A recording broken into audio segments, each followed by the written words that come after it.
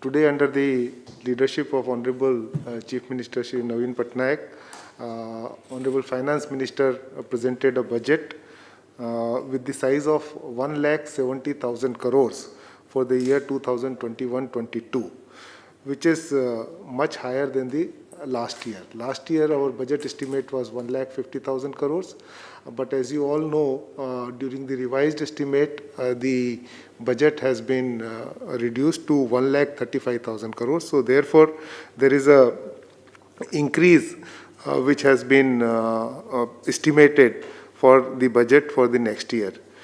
The budget highlights include basically livelihoods, economic growth and health on top of the post-COVID agenda of the government. Health along with the drinking water is given a high priority and gets almost a record allocation.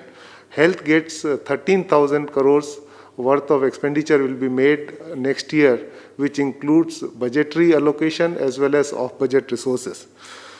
Similarly, for drinking water, the allocation spend will be 12,000 crores, which also includes off-budgetary resources. Agriculture and irrigation sectors have been provided a major boost with total spend that is planned is 20,000 crore, which includes off-budgetary resources from Ombudsman and DMF.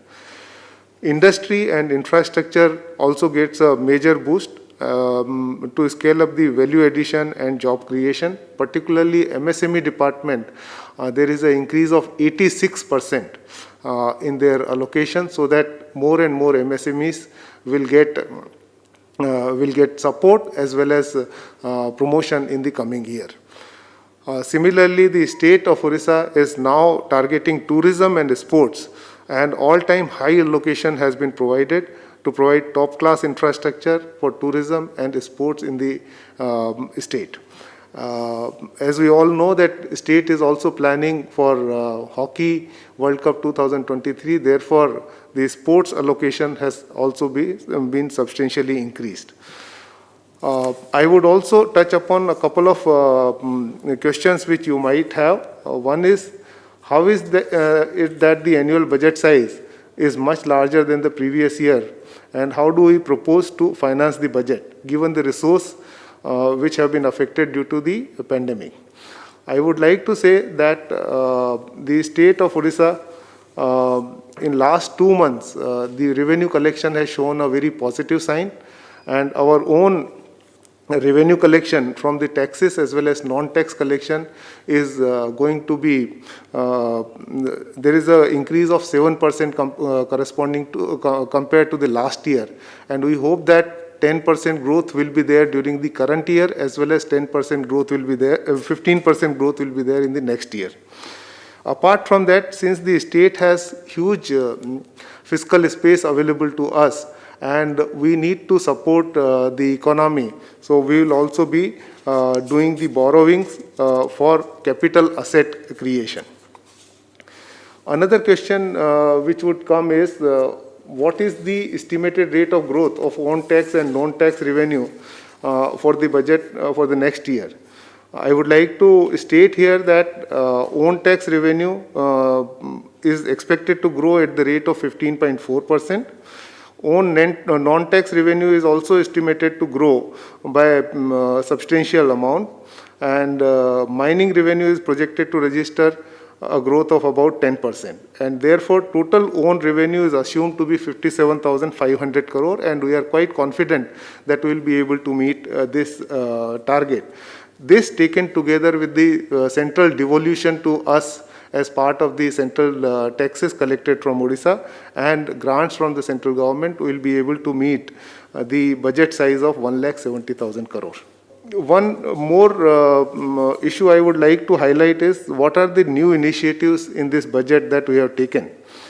I would like to state here that the entire budget has been made electronic, and it has been published through National E-Vidhan application of Government of India, and Odisha is one of the first states in the country to use NEVA platform for e-budget presentation.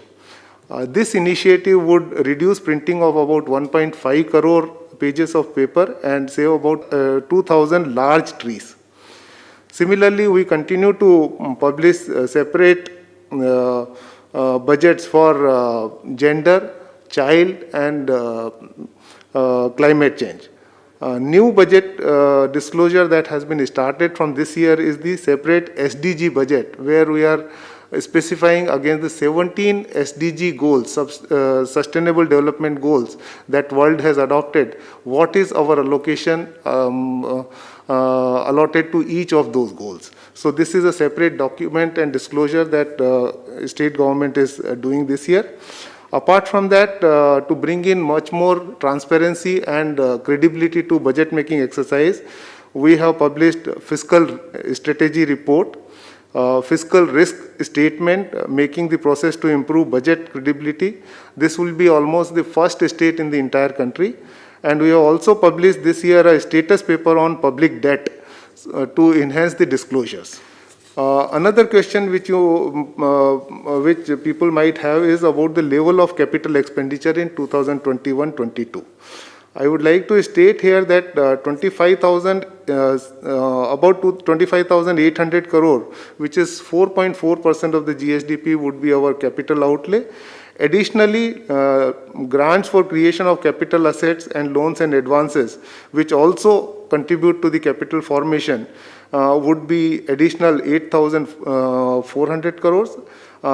And thus, total investment for capital formation, capital creation would be 5.83% of the GSDP, which will help boost the economy in coming days.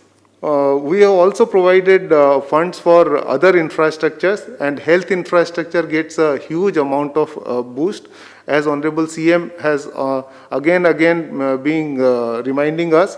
A lot of funds have been provided for creation of health infrastructure, including the SCB Medical College at Cuttack. Similarly, railway projects have been provided, funded fully. As far as agriculture and allied sector is concerned, the state government has given due emphasis, and the funding for the animal resources and fisheries department has been increased by 17%, and it now stands more than 1,400 crores. And we hope that the non-farm activities, which includes dairying, poultry, and fishery, will get a major flip and will go a long way in increasing the income of the farmers. Thank you.